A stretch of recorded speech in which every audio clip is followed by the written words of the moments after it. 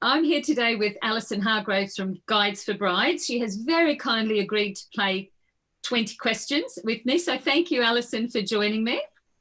It's a pleasure, Maria. Nice to be on. So are you ready for your first question? I'm ready. Okay. Where are you in the world and why? I'm in Oxfordshire because I am lucky enough that our office is right next to my house. I've got a fabulous commute to work at the moment of about a 2-minute walk, if that, which is at the moment about all the exercise I get during the week, I have to admit. Okay, for your next question, what do you love about the wedding industry and how did you get started? What I love about it now is the fact it's full of so many creative and passionate people, and you are dealing with such an important point in people's lives. How I got into it, I came back from having studied in the States for a couple of years, wanted to set up a business, set up a cake company. I had a slightly bizarre degree just in order to be able to stay in the States studying. And I very quickly realised that perfectionism and making money doesn't go together very well in most business models, but it does for weddings. So it is the one, perhaps one of the only creative industries where people really pay for something that is absolutely top class. So I moved into weddings. Then I was looking for a way to promote the wedding cake company, and Guides for Brides kind of fell together and grew and grew and grew. And no surprise, I sold the wedding cake company quite a few years ago now. So missed that side, but still quite like to think that I've got the perfectionist side there. And then when you have your own business now, and you have had different businesses for quite some time, so what do you find the most challenging about having your own wedding business? I would say from the point of view of Guides for Brides, the biggest challenge of all is the fact that we sit right in the middle of the wedding industry. So we're constantly balancing that sort of delicate ecosystem between the needs of venues, suppliers and couples, and getting the right information out to each.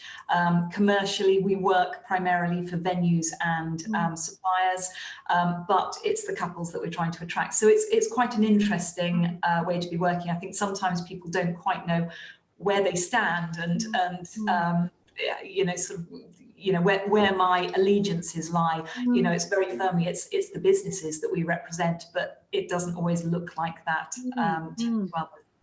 That's interesting. And then, so on the alternate side of that, what's the most rewarding thing about having your own business? The most rewarding, working with an amazing team, and that has been heartbreaking, absolutely heartbreaking this year. We had to let 50% of the team go.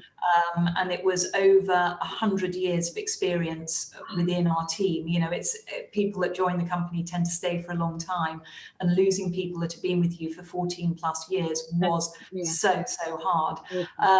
But it's also been the really rewarding bit, still having the support from them, getting a Christmas card,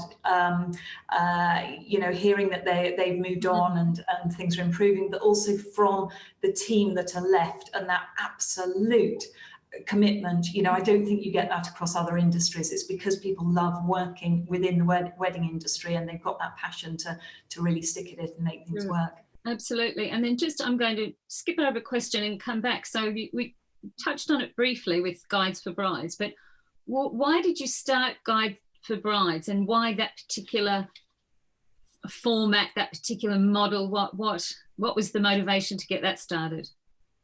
So the original model was it was a little booklet that was printed on a photocopier and bound with a stapler, and we did it all by hand. Very much a kitchen table business. It started because I had the cake company at a wedding fair where there were probably 6 brides came through in the day, and it was dismal. It was a nightclub that then tried to use as a wedding fair venue. And I spoke to all of the other businesses and said there has to be a better way than doing this or handing out business cards, because it was pre-internet. This was 1995, so the internet didn't exist. So we were there as a booklet, we handed out the booklet, it then went online, and we were very early online, which is why we've got some of the domain names like receptionvenues.com and weddinginformation.co.uk. That's why we were very, very early into the game. And it was just ourselves and a company called Confetti at the time. Not the same Confetti that's around now. They grew very big and went bang in a very big way.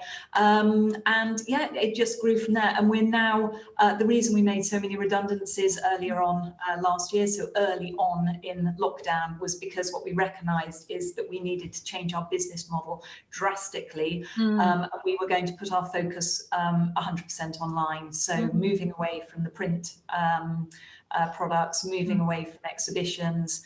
You know, sadly, for now, it's not the right time for that, and we can't see that changing very fast. Meanwhile, that is a huge move from people towards online to get the information they need. Anyway, with what's happening with weddings at the moment, you've sort of had another bit of a twist, isn't it, to being that, doing those broadcasts and that information service. Is that quite different for you as well? It's totally different, and we're not sure if it's going to be something that we continue with. Commercially, it makes no sense. These are couples that have already planned their weddings. You know, we're talking to couples about you know, whether they need to postpone, whether they need to cancel, helping them through that process, helping venues through that process. These aren't our couples. We want to be speaking to the couples at the very, very, very early point when they first got engaged. That's where they're interesting to us. But now there is that audience. It's that question of whether we keep going with that. And at the moment, I have no idea. It's been nice being able to help, and it's been nice being able to just sit in a helpful position between venues and couples and suppliers and couples and correct some of the misinformation. And the only thing I really struggle with that is when sometimes, you know, I'm incredibly careful about what I say, and it's really important to be incredibly careful, and anything I say is totally sort of backed up with facts, and I check that it's okay to be releasing this, that, the other information. And then sometimes when you get people on going, oh, she's being, you know, ridiculous, how is that even going to be possible? She doesn't know what you're talking about. And it's like, why would I be doing this if it wasn't for the benefit of businesses like yours? So yeah, that can be interesting sometimes. Okay, here's a little more of a light-hearted one. So what is a favourite song or piece of music that you'd recommend for weddings, and why? Absolutely anything that's gonna make you cry. You've got to have that emotion in a wedding, you know. So yeah, I think it's got to really mean something to you. And we had, you know, when I got married, we had God, I can't remember, it's that One More Step Along the World I Go. And one of the lines in that, my husband is 10 years older than me, and one of the lines in that is something about you are older than the world can be, or something. And you know, it's a big between us, it's you know, a lot of moment within the wedding ceremony. And yeah, so I think anything that's that makes you laugh is good. So you speak regularly on behalf of Guide for Brides and sometimes the industry. What's your advice to people who find public speaking daunting, especially, I guess, in this format where people are having to get themselves out there, be relevant, lift their profile? What advice would you give them? The most important one is to know your topic. I think as long as you are absolutely comfortable and confident with your topic, it's actually really easy, because, you know, it's like now I'm, you know, very comfortable because I'm talking about what I know, me. What's difficult is if you're trying to get across somebody else's opinion. I think that would be really, really difficult to do. So all of the things we do, you know, for example, although I do a lot of work with the UK Weddings Task Force, I don't speak on their behalf. That's somebody else's job, and I wouldn't like to. And even when it's information from the task force, I would be adding the caveat of, you know, this is my opinions, these are my thoughts, and I will only then be sharing the parts that I am I believe and I'm behind and think is the right message. So yeah, I think knowing your stuff has to be the most important. I think that's really good advice. with the sort of, the skills, the talent that you've developed, who's been behind that? Who's been a valuable role model in your life? Oh gosh, so many. I would say, one of the role models, not so much from the work I'm doing, but just generally in life. And I was lucky enough to be on a business Zoom with her a few weeks ago, is Karen Brady. And I'm not a feminist at all. And what I love is the fact that she's gone into a man's world as a woman with her heels and her power suits, and she's nailed it, and I think to be a woman in a man's world and be completely comfortable in that position, and it not being about the fact you're a woman, I think that probably makes quite a difference. There's no, I am harsh on women that use their gender as an excuse for anything. We are all the same, and we need to be working the same and be prepared to go into a male-dominated environment in that way. So yeah, I think she'd be my role model. Yeah, she's pretty amazing. You've had a successful career in the wedding industry, and again, you touched on this before. So how do you now help other people in the industry, or give back? Information. I think information is the most valuable commodity when there is uncertainty around. Every business should have the right to as much information as we can possibly get out there that will help them make the decisions. It's the same with brides and grooms who are planning a wedding at a really difficult time. If they've got the information, it's much easier. So I think getting that information out in a clear and simple way is probably the best thing I can do. And it probably helps that we've been through, as Guides for Brides, we've been through a recession, we've been through 9/11, the massive impact that 9/11 had on the wedding industry. And actually the wedding industry has done well both times. So I think in some ways, seeing those of us that have been through the mill a couple of times, actually sitting this one out and not going, okay, this is time to pack up and all go home, and go, no, it's actually, we are going to be stronger as an industry after this. This is going to open up huge opportunities for those with business minds. So yeah, you having that information though to help you make those decisions and have the confidence is probably the best thing I can do to help other people. How have you spent your time in the most recent lockdown? The most recent lockdown, right here on my desk. So I have been trying to take a bit of time off at weekends, but if I'm honest, I'm at my desk for 9. I'm not an early riser. Usually an hour on my phone before I'm at my desk in the morning. At my desk from 9. Here till 8:30. I have a strict curfew. My husband is amazing. He makes sure that supper is on the table and the bath is run at 8:30. And so, and then at weekends it's tended to be Saturday. I spend a little bit of time catching up on emails and just out. We've got dogs. I've got a daughter that's has just set up a riding business, and so going over helping her out. But Sunday it's back to the desk on Sunday to catch up ready for the week. As part of that, how do you maintain that enthusiasm and motivation? I think everything feels like it's a step forward, and inevitably there are days where something happens, somebody says something, and you just think, why am I doing this? What is the point in doing this if it's not helping 98% of the businesses and the couples out there? Why are we doing it? But I think there's that constant feedback, and it is really nice. And I think businesses didn't realize how important that was early on, to actually just take that moment to just send a 2-word email just to say thank you if something has been helpful. Because when everyone is really, really frightened about what's going to happen, it's very easy, if there's something that you disagree with, to say something, but then not to say anything when 99% of what's being said you agree with. So I think that's really what's kept me going is knowing it is really helping quite a lot of people, and seeing what's happened once or twice when we've gone quiet on social media, and all of a sudden we can see it online, and we go, oh my God, what's happening here? So yeah. Keep the noise. I think it's been a really reassuring presence for a lot of people, knowing that you're there and that information's there and that regularity. I think.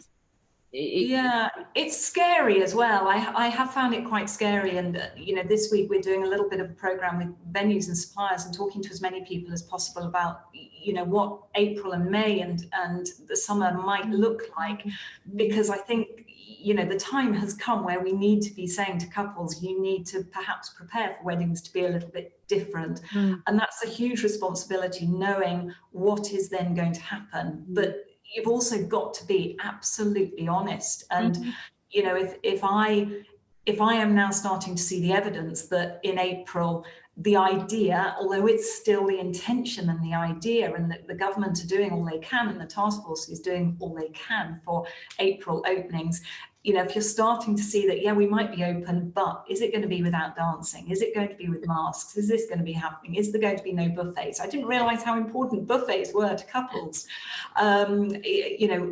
Is at what point do we show a little tiny weeny chink of doubt, and what will the impact be? And that is quite scary. I spend a lot of time sort of midweek. It's usually around about Wednesday that we do the lives, and by Tuesday I'm already starting to think, oh my goodness, am I going to sleep tonight? Who else do I need to speak to make sure we've got this absolutely positioned right? In the current environment, our world we live in now, who is it that you rely on, and who's your rock or your support group? I've got several of them depending on the situation. My husband is an absolute rock, and he used to work for the company. He's obviously not got a lot to do with that, so he makes sure that I am fed, watered, regularly, very often early evening if I'm still at the desk, and he knows that I'm if I'm not doing a live, I'll get a gin and tonic appearing sort of off screen, or I'll be on a Zoom call and there'll be a gin and tonic coming in. So yeah, he's been amazing, and I've got grown-up kids. They're both in their early 20s, and they've been really good, really helpful, really supportive. My son is training as an actuary, so he's basically a walking computer, and when I'm completely stuck on something, it's like, Adam, can you help with this? I can't work out what the formula is for working out social distance capacity in a room that's not rectangular, and he'll just all of that, so practical help, and several groups that I've worked with over the last year.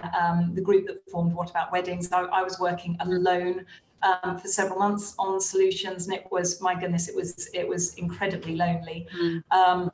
And then grouped up with, there were 9 of us that formed What About Weddings, starting to look at solutions, and then went different ways. Some of us moved across to the task force, and yeah, so there's little support groups, so that if somebody's had a hard time on social media or something, there's others that you can reach out to and just go, was that right? How would you have dealt with that? And honest, constructive. Most of these people I've never ever met in person, ever. But they've become that support group now. Oh, that's great. I know I don't think we've ever met in person. No, absolutely. No, yeah. This is like an online dating for wedding professionals these days.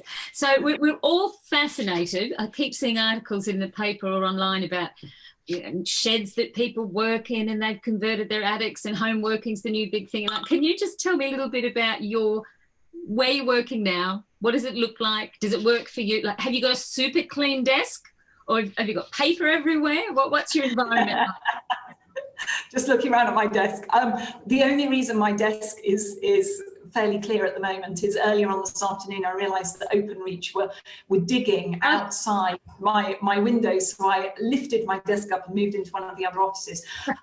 We're lucky, as I mentioned earlier, we're in a building right next to our house. It's actually it's a big barn. So it's spread over several rooms. We have phenomenal views. We're in, part of the reason it's in a barn is it needed to be sympathetic to the environment. We're sort of part way up onto the Ridgeway in South Oxfordshire. It's an area of outstanding natural beauty. So I sit here and watch dog walkers going past all day, people out for their run. And that's been, it's been lovely seeing all 4 seasons like that. Quite looking forward to not seeing another 4 seasons and being back in I've got a little hole of an office downstairs, just a little tiny pokey one, but no, I moved out just because logistically it made more sense while the office was a bit more empty. Oh, those views sound amazing. So then, like, leading on from that, what's the favourite part of your day at the moment?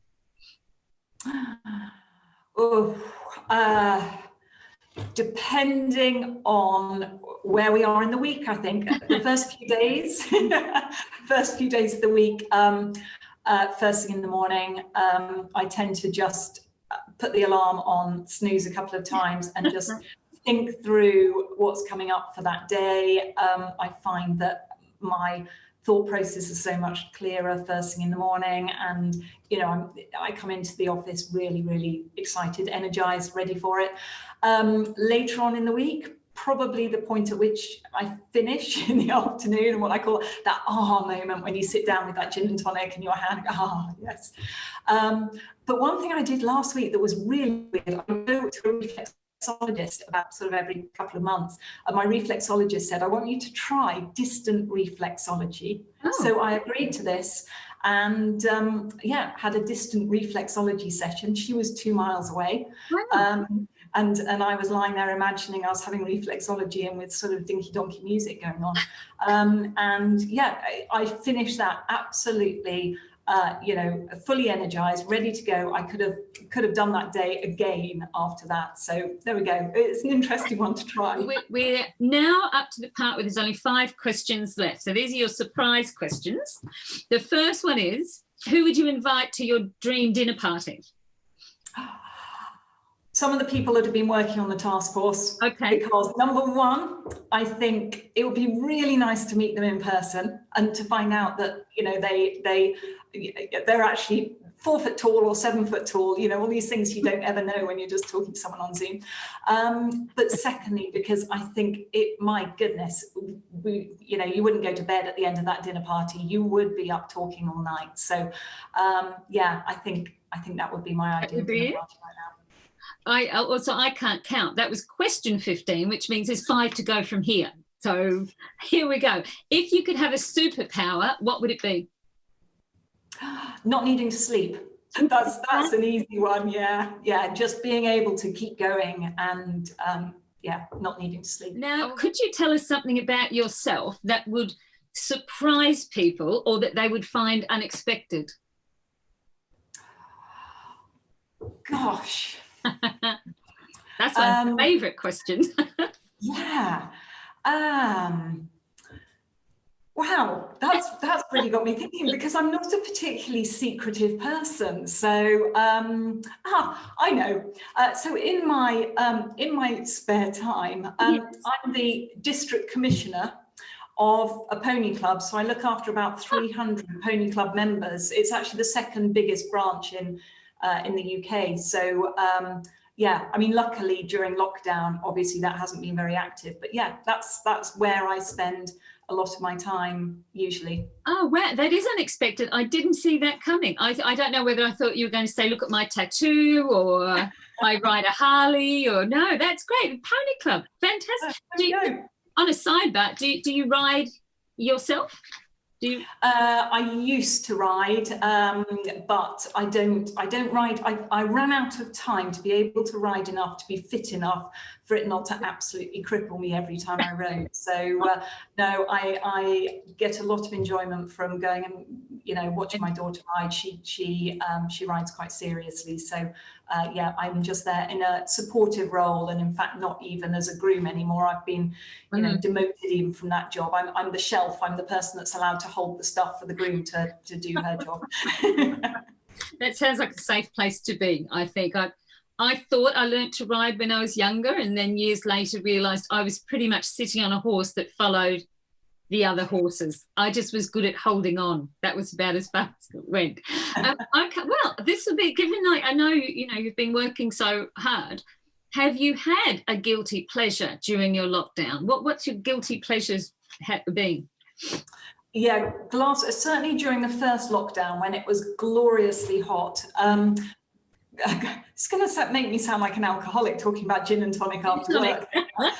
Yeah, glass of rosé on those really sunny days. Yeah. Glass of rosé, then trying to coming back to work afterwards, having had a glass of rosé for lunch. But yeah, somehow, I'm not a daytime drinker, so drinking and then trying to operate in the afternoon, I just found it was about as rebellious as I could get. So do we need to? Will I start watching with great interest when I see you on to go? Has she had that glass of rosé? Gin and tonic. Here's an easy one, I think.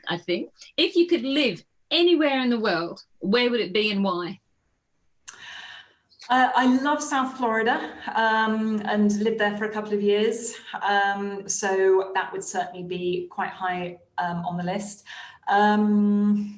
We've got a holiday home near Bordeaux, which is great. It's incredibly basic. There's no internet. For years, I managed to go away with telling everyone there was no phone signal there, and then I made the mistake of answering my phone once. And but that is a real escape. But it's way too quiet for me. So I think I would probably want to be in a city. So whether it would be West Palm Beach, Miami, somewhere like that, not sure. But yeah, probably realistically not wet and windy England. If I could ship all of my family elsewhere, but I'd want to take them with me. Yeah. And I'm hearing somewhere warm enough that you could get that rosé in during the to cool down. So here we're up to question 20. Who would play you in a film of your life?